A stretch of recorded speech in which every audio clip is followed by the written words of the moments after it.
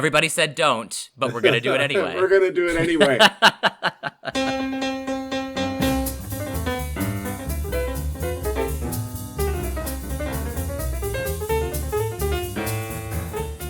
This is the Gospel of Musical Theater, a priestly look at some of your favorite musicals, with your hosts, Cathedral Deans and Musical Theater Queens, Nathan LaRude and Peter Elliott. This is the Gospel of Musical Theater. I'm Nathan. I'm Peter. It's good to be back, Nathan. Gee whiz. It's been a minute since we got to be on mic together to talk about our favorite subject, the world of American musical theater. Although a little bit of a slight departure for you and me. Well, not really a departure. We're expanding the universe of the podcast. How about that? Going a little further afield than we sometimes do, as opposed to treating a composer's works piece by piece. Right. Dot by dot, inch by inch, line by line, inch by inch, putting it together. The art of making art is putting it together, bit by bit. We really need all these musicians. Link by link, making the connections, yes we do. Drink by drink, taking every comment as it comes. Learning how to play the politician like you play piano, bass and drums. Otherwise you'll find your composition isn't gonna get much exhibition. Art isn't easy. Every minor detail is a major decision. Have to keep things in scale, have to hold to your vision. Why don't we talk about this over dinner? What's a little cocktail conversation if it gets the funds for your foundation? Every time I start to feel defensive, I remember vinyl is expensive. Would you agree to do an interview? Maybe one. Building up the image. That's kind of the whole nature of this podcast. But we are beginning a new series. We both have been taken with the new Barbra Streisand autobiography that was just published a couple months ago here in the U.S. Peter, you're a little more than halfway through. I'm further a ahead little than I more am. than halfway through. My God, it goes on and on. This is my gosh. weighty piece.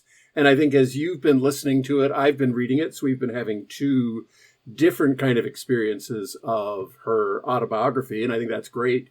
It was like, there is so much here that connects with some of the themes that we've been exploring in this podcast series. And she's such an important figure within musical theater herself. Yeah. Well, musical theater, and then also American, I shouldn't say just American. The American Songbook. The American Songbook for sure, yeah. Which is right next door to our podcast. A lot of overlap between the kind of the Great American Songbook and the music that was written for the stage. Also, I also want to put this on the table right away because it's something that I want to think about with you. She is a queer icon, Barbra Streisand. Yes. She at one point talks about how, famously an untrained voice. I think she studied once with a voice teacher who told her basically like, don't change a thing. Don't let anybody teach you how to sing. Your natural technique is spot on. Don't let anybody change you. I think that was her only vocal lesson. But it sounds like Maria Callas is sort of one of the, that's kind of the lineage, I think, of Barbra. So one way we can kind of think about Barbra Streisand is she's in I would say Maria Callas, Judy Garland. She's in that lineage. She's a belter. She's a musical theater who then, becomes, one of the great divas. I think understands to a certain degree that she is certainly a gay icon, right? Like she's, and that was a very specific period in her career where the gays really kind of embraced her, but has become, like this. I kind of, I got the physical copy of the book because I sort of felt like as a gay man, this is one of my sacred texts. Like I need to, like it is incumbent upon me. I also admire Barbra Streisand a lot. I've always admired her. I don't know that do I love Barbra Streisand? Like I have an interest. I'm trying to. One of the things I want to think about is like, what is our relationship with her as an actor, as a singer, as a film director? She's had an incredible career, but a lot of it in sort of in dialogue with what I want to call sort of musical theater culture, queer culture. She's an interesting figure that way, and I want to tease out like what she represents in American popular culture, Northwestern popular culture. She's a singing actor, right? Yeah. In a great tradition, Callas, Merman, Bernadette Peters, probably Callas and Bernadette Peters. Sarah Bernhardt, she talks about her kind of fixation. I guess she wasn't a singer, I don't think, but very much kind of in the American female actor tradition, tradition. That's kind of where she locates herself. And not only theatrically, but every song that she ever approaches, she approaches as a method actor, wanting to discover the inside story there, finding a way to tell it, and even wanting to play with the harmonies and the melody line. If she thinks a song should go up when the composer has it going down, she has no hesitation. So just to your piece about her being a gay icon, I think part of it is her complete commitment to expressing herself, whoever she is, which I think a lot of us queer folk understand that, everybody says don't, culture says don't, and yet we know we have to bring forth this identity that is so strong in us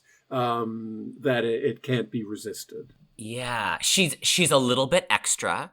Her style is, it's certainly not minimalist. She is not afraid of, sometimes, there's a way in which I feel like her career, at a certain point, she becomes almost a little bit of a camp icon. There was a period where I think, and this is kind of how I first discovered Barbra Streisand, which is somebody that people didn't quite take seriously, right? Yeah. Like she, especially I would say the albums. Some of them have aged well. Some of them I think have aged better than maybe. Some of them are just plain odd because she makes strange choices and feel like gets in her own way, just in terms of the expressiveness, the incredible theatricality of her. It's like I went back last night and watched a couple clips of the Central Park concert, the happening in Central Park concert. And at one level, it's like I get a sense of why she was so incredible to experience in the flesh. I mean, people who like this last summer have gone to see Beyonce and Taylor Swift in sports stadiums, right? Like, I mean, something is just the incredible magnetism of the physical presence of this performer, the charisma that she brings to the stage. That doesn't always translate onto an album, right? Or even onto a film. She can be a little over the top. She can be a little baroque. Right. She can be a little intense. And sometimes, like just skating this side of camp. She's not afraid to be with an incredible sense of earnestness, right? So it's sometimes, like she's easy to laugh at. There's a level at which she's not always, I don't think, as self-reflexive or as in touch with her own bigness as you almost kind of want her to be. And some of it, it's like she's a huge star. Why should she? She's like Barbra Streisand is a juggernaut. Right. She doesn't disappear into a song or into a role. Right? It's always Barbra Streisand. It's always Barbra Streisand. Yep. So even though there's this, well, maybe it is part of method acting. I don't know. I mean, if you have to find within yourself everything that you're going to express as an actor, then everything you manifest on the stage is going to grow out of, in some way, your identity. Yeah. I mean, one of the things that I want to think about with you as we kind of explore her oeuvre over these next couple of, at least her musical theater adjacent oeuvre, which is not everything she's ever done. But that's one of the pieces I want to think about, because her training in method acting, my sense is like, method acting is not just the sort of reigning school of how certainly American actors were trained, although it is. I mean, that's kind of basically a version of method acting was what I got in high school drama classes, right? Like, I think that's what a lot of us, that it is sort of the mainstream American training school for actors. It is actually in some ways kind of an interesting, I mean, I almost want to call it a theology of human experience, right? Which is, It's in some ways like very kind of, my sense is kind of based in therapy and therapeutic models, which is the individual by mining their own past. Sense memory has a lot to do with this, right? Like recalling often particularly traumatic experiences in order to be able to cry on cue or to be able to fall apart on cue, or I think about like Shelley Duvall in The Shining, like scream in terror for a whole day while takes are being done.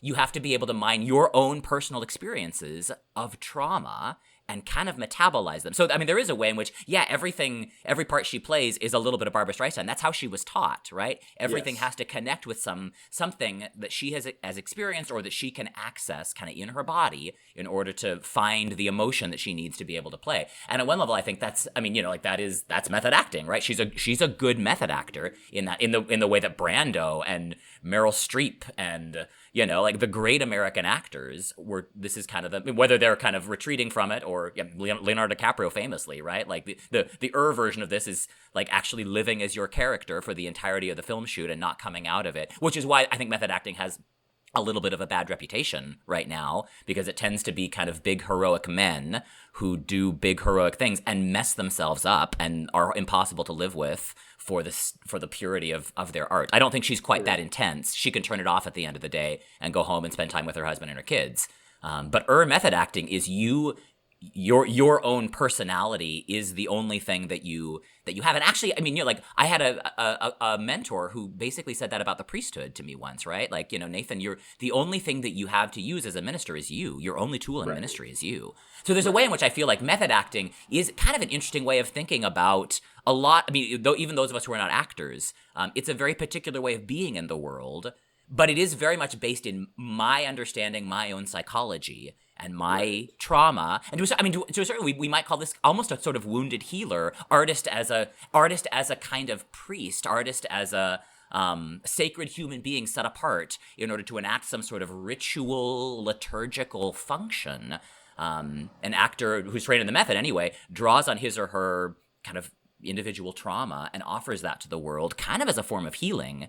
So there's something really fascinating to me about how she understands her training, her identity as an actor, which I want to kind of put right next to her identity as a politician, or at least somebody who's very interested in politics, as a prophet. She understands herself as a creator, certainly, but there's a way in which I almost want to see Barbra Streisand as like, she's making a little bit of a bid to be an American secular priest. And I want to take her seriously on those on those terms. Yeah. I have all sorts of thoughts about that. I have so many thoughts. I have so many questions. So many questions. Like, one is absolutely the connection with ministry. I had a similar message from my CBE supervisors who are saying the only instrument that a pastor has is the instrument of themselves, right? That needing to draw out of ourselves.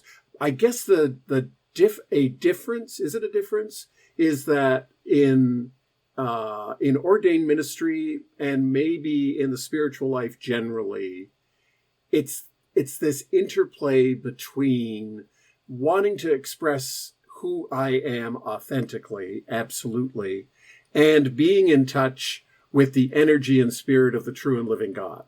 And that kind of dialogue that goes on internally that I think Christian community, Muslim community, Jewish community, spiritual practice, whatever kind, seek to bring those two things.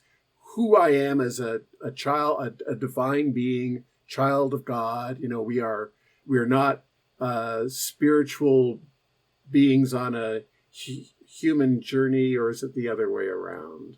We are not human beings on a spiritual journey. We are spiritual beings on a human journey. Human journey? Yeah. Who said that? Is that... That's Teilhard de Chardin.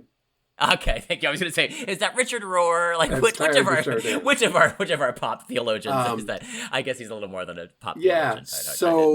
So that interplay of spirit and identity. When it comes to Barbra, who I agree is a priest, an artist within North American culture, actually within world culture, she is world culture. She transcends North America for sure. When it comes to the spirit, it is this odd kind of, I'm calling it odd, so that's judgmental. It's this, if you think it will manifest. A kind of, from Everybody Says Don't. I believe in miracles, right? Yes! Everybody says don't, everybody says can't, everybody says wait around for miracles. That's the way the world is made. I insist on miracles. If you do them miracles,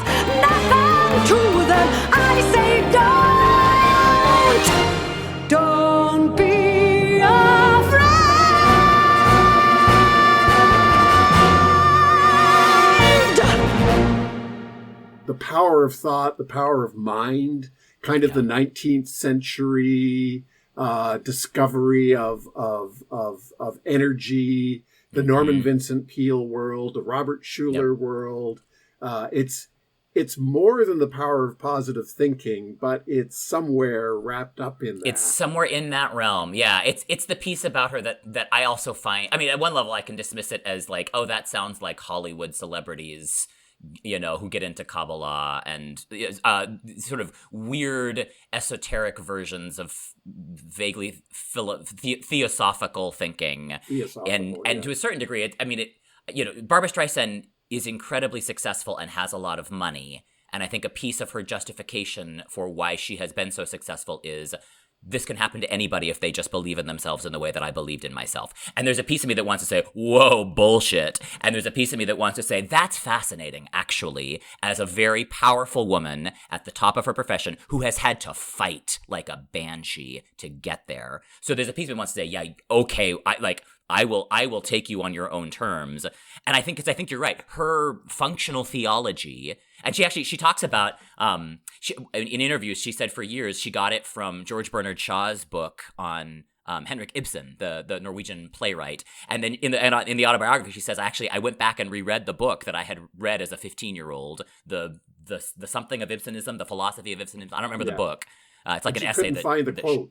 She couldn't find the quote. So there's a way in which I think she kind of says, well, that's pretty typical of me. I guess it's actually just, this is what I pulled from this book that doesn't actually say this thing. I think it is thought transcends matter. For years, for her entire career, Barbra Streisand, I think, has been trotting that line around, right? I read it when I was 15 years old. I was a young theater student. It kind of changed my life. And I think, as you say, that is her operational philosophy of certainly an artist, I would say a human being in the world, which is that thought has power. And by thinking something, I mean, this is the power of positive thinking in a certain kind of, right? It's a little more sophisticated than that. I think it's a little more grounded. I mean, George Bernard Shaw is not, he's a little more sophisticated than Robert Vincent Peale. He's at least it's like a 19th century philosopher, pop psychologist. But I think that is kind of her justification for, it's not that I was really lucky or had some good breaks. It's that I, as a 16-year-old, put this image of I dreamed a life for myself. I don't think she had all the particulars of it, but there's a way in which she's kind of using that philosophy as a way to take credit for her career. I thought this into being. I dreamed up Barbra Streisand, dropped that A from my name, Barbra. I thought her into being, and I made this happen, right? I made this career happen. And when it comes to a project like Yentl, for example, which we'll get to in a few weeks, it was her absolute determination that she had to make this film. Not only did she have to make it, but she had to make it in a very particular way. And not only did she have to make it in a very particular way, she had to direct it. And not only did she have to direct it, she needed to star in it. And not only did she need to star in it, but she needed to cast. And I guess this is another aspect that comes out very clearly. Her need for absolute control over her projects as an artist. This is really, really huge for her. It makes her she puts her in the category of a difficult person to work with. A difficult collaborator. A difficult collaborator. But also an incredible vision, and she will not allow any distractions or compromises to her vision about how this should be played out. Yeah, you want to talk about the rewrite of Putting It Together that Stephen Sondheim did for her 1985 Broadway album? Art isn't easy, We gotta appeal to the kids. even when you're hot. Why would you want to make an album like this anyway? Advancing art is easy. I think we ought to talk seriously about Financing it is not. Why take chances? A vision's just a vision if it's only in your head. Nobody respects your artistic integrity more than I do. If no one gets to hear it, it's as good as dead. You have to think about your career. It has to come to life. Bit by bit, putting it together. Piece by piece, only way to make a work of art. Every moment makes a contribution. Every little detail plays a part. Having just the vision's no solution. Everything depends on execution. Putting it together, that's what counts. Ounce by ounce, putting it together. Small elements adding up to make a work of art. First of all, you need a good foundation, otherwise it's risky from the start. Takes a little cocktail conversation, but without the proper preparation, having just the vision's no solution. Everything depends on execution. The art of making art is putting it together. She talked to Sondheim about it. I know that. Yeah. Yeah, so it's 1985. I think she's just finished up a record contract with Columbia, which took her down some dodgy recording rabbit holes in the late 70s and early 80s. Apparently her most successful album is the one she did with Barry Gibb, Guilt. With Barry Gibbs. Which I listened to this morning and thought, oh God, you've got to be kidding me. Barry Gibbs and Top Barbra the Streisand, charts. but there they are, top the charts. And we got nothing to be guilty of. Our love will climb any mountain, near or far. We are, and we never let it end. We are devotion, and we got nothing to be sorry for. Our love is one in a million. Eyes can see that we got a highway to the sky. I don't wanna hear your goodbye. It is peak 1981. I wasn't there. You were. I was there. I was probably in utero. I think I was in utero when this came out. But oh my God! So a couple years later, I think she's kind of ready to return to her roots. I think that's where the Broadway album comes from. And apparently, then the conversation that is memorialized in the very beginning of what would become the track, putting it together, is based in her experience having to fight her producers to do this album, right? And what they're telling her is nobody wants a Broadway album from, like, that was 20 years ago. That was Funny Girl. It didn't sell that well in the beginning. You were already, she begins her career as this weird throwback, right? She's a girl, she's 18, 19, 20. She's dressed up in the clothes of the 20s and 30s at a time when nobody was wearing that kind of stuff, certainly not, on the stage of a supper club. She's doing Harold Arlen and Yip Harburg and, music from the 20s and 30s. She's doing Sleepin' Bee. She's doing, all of this kind of American Songbook stuff at a time when the artists of her generation were doing rock and roll. In the 80s, they tried to get Barbra Streisand to do rock and roll. Actually, she does a Bob Marley cover at one point, which is probably better not discussed. Guava Jelly. It's a very, very uncomfortable kind of song like when Ethel Merman did disco. When Ethel Merman did disco, I think they're trying to do something very similar. Finally, by 1985, I think she's decided, you know what, like, that's just not my lane. Like, I want to go back to Broadway. That's my roots. That's the music that made me want to be an actor and a singer. So she goes to Stephen Sondheim and says, hey, I think she had fallen in love with Sunny in the Park with George. And you and I have talked about Sunny in the Park with George is, I think, every artist's favorite Sondheim musical, right? It's all about art, and of course she identifies with this, right? Like this, it's in some ways it's telling the story of Barbra Streisand's life on stage. So she says, I want to do Putting It Together from Sunny in the Park with George, could it be about the record? Could it be about the record industry, not about the? And Sondheim's original quip was like, all you have to do is change lasers are expensive to vinyl is expensive, and the whole song basically works. And then as he thought about it a little more, he thought, well, actually, it is really about visual arts. I think I might he basically completely rewrites Putting It Together. It is much more a new lyric for Barbra Streisand than it is an adaptation of the Broadway lyric. But it's all about the difficulty of getting an album. And actually, he says, it's what interested Stephen Sondheim about Barbra Streisand's experience was, in the context of the show, the artist does all of the work in an empty room and then puts his work on exhibition, and then the critics come in. Whereas he says the experience of Barbra is all of the critics nitpicking before she's put a note on, right? So it's basically about her and her producers. Putting It Together, the Barbra Streisand version, is about all of the detractors that she has to deal with at the outset of a project before she's even laid down a note in the studio, which is an interesting shift, right? Yes. To get all of that criticism from a bunch, and they're all men, right? Like, I mean, the song doesn't ever quite name the gender politics of her experience, but it absolutely records them, right? A bunch of men, she was a big deal 20 years ago. She's kind of we don't really know what to do with her.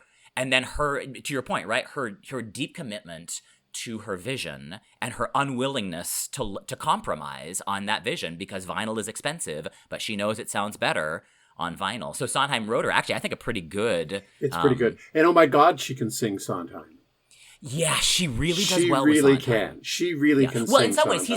he's the perfect songwriter. I haven't gotten to the part in the book yet. I'm interested to hear her talk about what in Sondheim's works, because in some ways, like, he is the perfect theater artist for her, right? I mean, writing firmly in character, in voice, so giving her as an actor something to work with, characters that are specific and have clear, have interesting motivations, deeply psychological. So, I mean, like, Streisand can approach a Sondheim. This is what she's been trained to do as a method actor, right? Like, what is this character? Who am I? What do I want? What are my objectives? And then these very specific lyrics that she can perform as an actor. She can find the part of herself and bring that to the table and give a performance of a Sondheim lyric.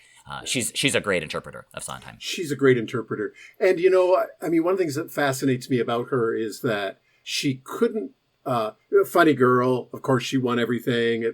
She made it a hit. It made her star. And we're going to talk about that, obviously, next week, next episode, I should say. She got tired of the business of replicating a performance on the same performance that,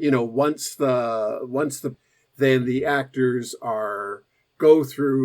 need to go through exactly the same blocking, relationship, all that sort of stuff. Performance after performance, week after week, month after month. She did it with Funny Girl, and we'll talk about it. Mm-hmm. And that was it. Given that she is such an amazing actor, the Broadway stage, the theatrical world was not where she wanted to locate herself. She fell in love with film, because with film, you do it once. The camera's very close. Immediacy of it's that. The immediacy immediacy of it. She doesn't like multiple takes. She's really in long some ways, take. I mean, like, there's a piece of me that, I'm not an acting scholar. I will be very interested in those bits though, because I also there's a piece of me that almost wants to say, like, Barbra Streisand is an amazing performer. I don't know that it's like, there's a piece when she was talking about her, it's like the 3 years that she was doing Funny Girl on Broadway and then in London and there's a piece of me that's like, yes, I get why that's frustrating to you. There's also a piece of me that wants to be like, yeah, you're still stuck in a kind of 16-year-old romanticized studio version of the method. Like a professional Barbra shows up and does that every 8 shows a week for years. That is actually training. And if you were a better actor, you would figure out a way to be. And there's actually thinks it's like the number of times that she did Sleeping Bee at a supper, it's like she did that song for years. And as a singer, she knows how to do that. It's always fresh. It's all, it's like she's doing the same arrangement. And, you can hear her do it in 1965 and hear her do it in 75. And basically, like she's doing some similar things, but it's always grounded in the specificity of I am having this experience right now. And which is, like what she's trained to do as an actor. So I know she knows how to do this, right? She knows how to take material that she's been performing for 30 years and make it fresh, have it be in the moment. What am I experiencing right now? In vocal riffs and a lyric that I've been singing for 30 years and are so deeply embodied in me that to a certain degree it's like, yeah, that is, so she knows how to do this. She doesn't like doing it on the stage. Fair enough, that's her choice. But there is a way in which she's so fixated on having an experience in the moment. Right. At one level, I want to say, I think that's what makes her a good filmmaker. I think that's what makes her a poor stage actor. Maybe a pretty good song interpreter, cabaret artist. I don't know. I have mixed feelings on what I think about her as an actor, though. Like, I feel like there's a piece that she is pushing against that I want to say, like, yeah, that's if you had some better training, there's more tools in the toolbox than you are making available to you. I mean, the word that comes, the phrase comes to mind is self-indulgent as a performer. Yes. Yeah. And I'm thinking about our vocations as priests. Like, week after week, month after month, season after season, year after year, you pray the same darn Eucharistic prayer. We stand at the altar. We say the same prayer. We have to bring authenticity to that moment. Although sometimes we're, honestly, sometimes we're you fake not it. feeling it. And that's exactly, that's a piece of me that like finds this. It's like sometimes the emotion's not there. So your job is to fake it, right? Like you do need to somehow find a resource to, I mean, not fake it. That's not quite what I mean. But it's not about you and what you're feeling in the moment. That's the point. Like, it's not about you, for just the analogy. It's about the audience experience. You are serving the audience. You are there to enable the audience in theater to have an experience. Similarly, you're serving the assembled community, the congregation, when you're up front. And gosh, navigating the need for a strong ego to be able to, put on the costume, put on the vestments, put on the clothes, go there when you're feeling shitty, when you're feeling great, when you're believing, even more than St. Paul, and when you're doubting even more when than you're a Thomas, functional atheist. You have to, I mean, whatever it is, you have to do it and get out there. Or some folks get out of, I mean, I remember in my, because here in the Canadian church, the dean is kind of vice president bishop. And so I had to sit in his office a number of times. And I had about 4 occasions where priests came in who, the subject was, I want to renounce my orders. I want to no longer be ordained. There's a little process for that. It includes a conversation with the bishop or the bishop's designate. And I always admired those folks, like their deep authenticity that they could no longer play the part. And something had happened, and I had to resist, saying, "Oh, come on, you jolly it along. Just fake it. Come on." That's right. But no, the authenticity of those folks. So, yeah, some folks can't do it. Yeah. So is she a purer actor than, like, I guess, I mean, we don't have to tease that apart. We don't have to make that judgment call. I am intrigued by this question though, because with you, right, I also, both my training as an actor, but then my training as a priest, I have my own internal dialogue. When I hear her say, like, I can't do 8 shows a week for 3 years, there's a piece of me that thinks, like, well, shit, girl, I can't. It's like you don't always feel it. So you figure out what, and I also recognize what you're saying is, which is it's like if you realize that you are doing that day after day, week after week, year after year, and it's not grounded in an actual experience. I mean, I think about like priests renouncing their orders, right? Like doing the discernment of, I no longer feel like I can do this with integrity. It is time for me to step aside. And as you say, there is deep integrity in that. There's something very beautiful and very honorable about saying, I no longer believe this. I feel like a fraud. I'm no longer comfortable putting on the clothes, being up there, saying these words and representing something that is so far removed from what I actually think, feel, and believe. I can't do this with integrity anymore. It's time for me to step aside. And I think, yeah, absolutely. And there's also a piece of me that's like, the spiritual life, like it changes, like right.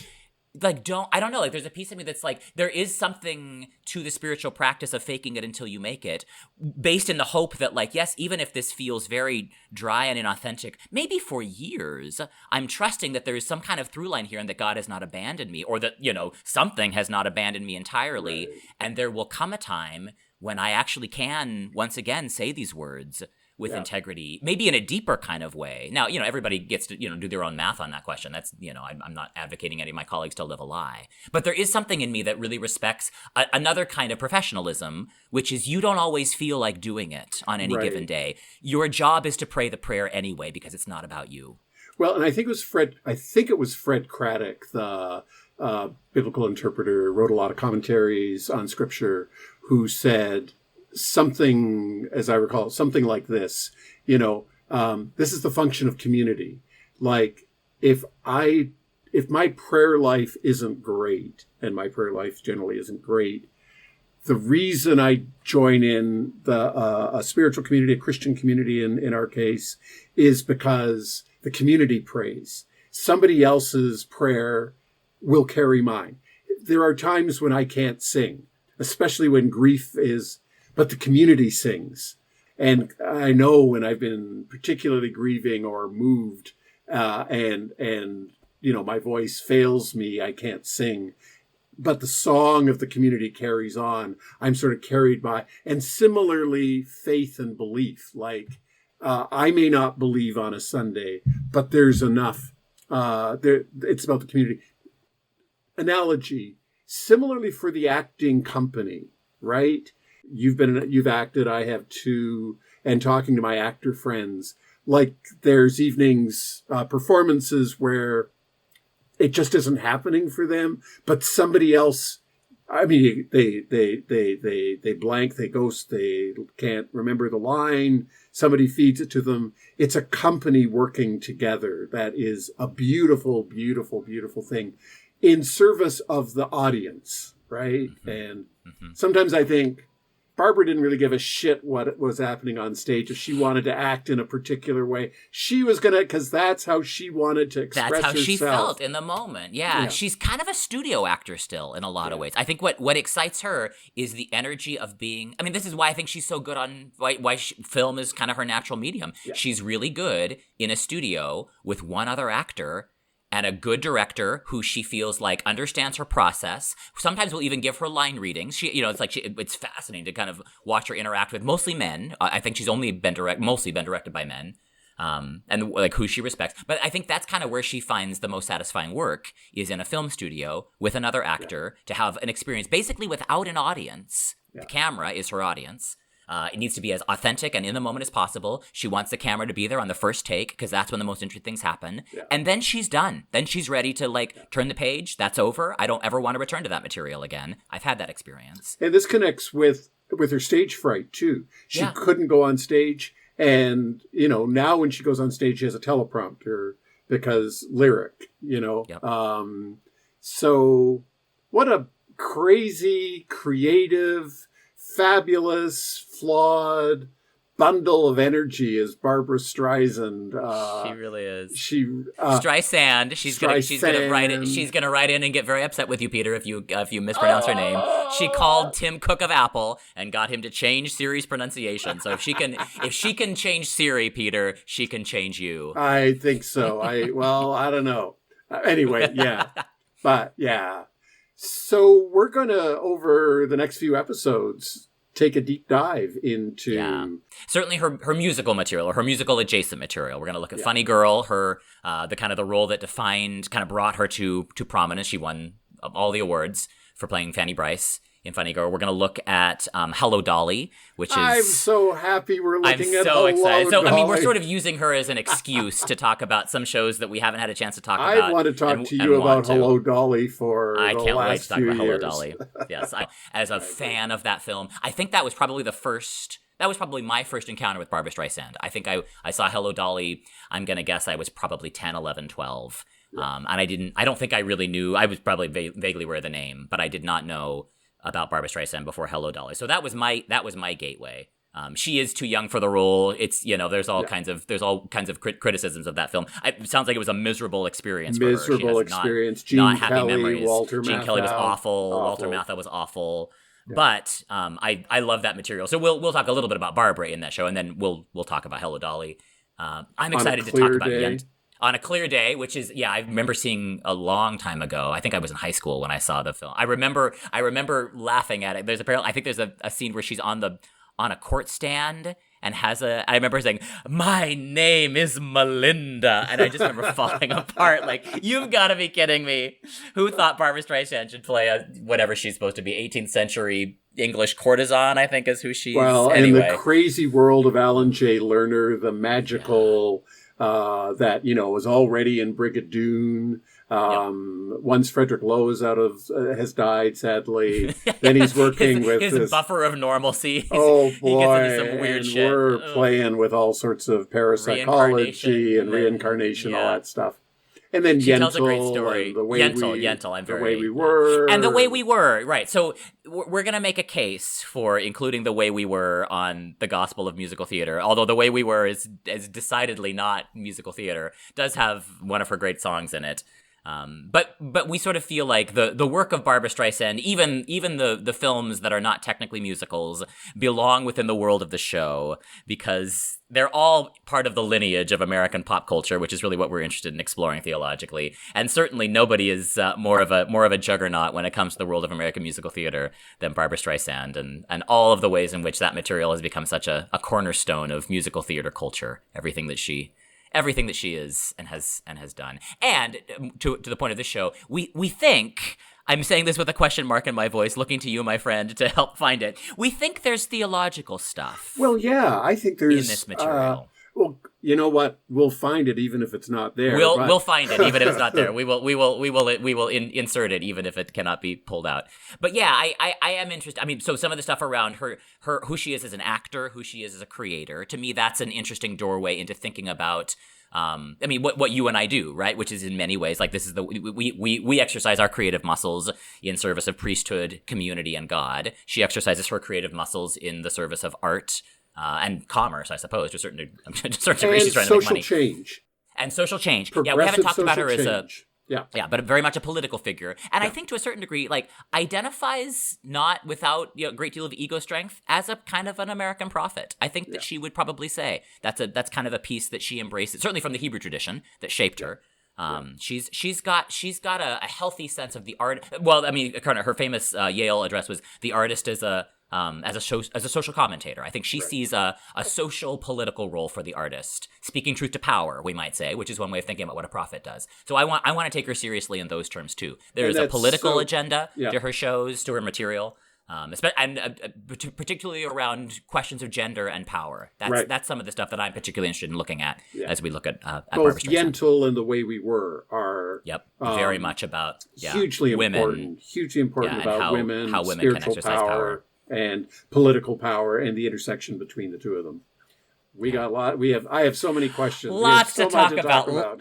Lent with Barbra. She's going to be my Lent companion this year. We're not going to make this a strictly Lenten podcast because we want it to be able to be listened to at any time of year, regardless of you might be doing Advent with Barbra, you might be doing Summer with Barbra. But I do sort of feel like there's something really interesting to me about a 970-page autobiography. I'm listening to it, as you mentioned. It's 48 hours of my life that I will, by the end of this experience, have spent in the company of Barbra. And I mean, for those of you our listeners who haven't picked up the book yet, I highly recommend the recorded version because she basically just uses it as she performs her own autobiography. She is constantly riffing, doing little aside like it's still not a finished work. She's still not done with it, right? Like even in the recording studio, I'm presuming with the galleys in front of her, she is still adding stories, adding little snide remarks to her text.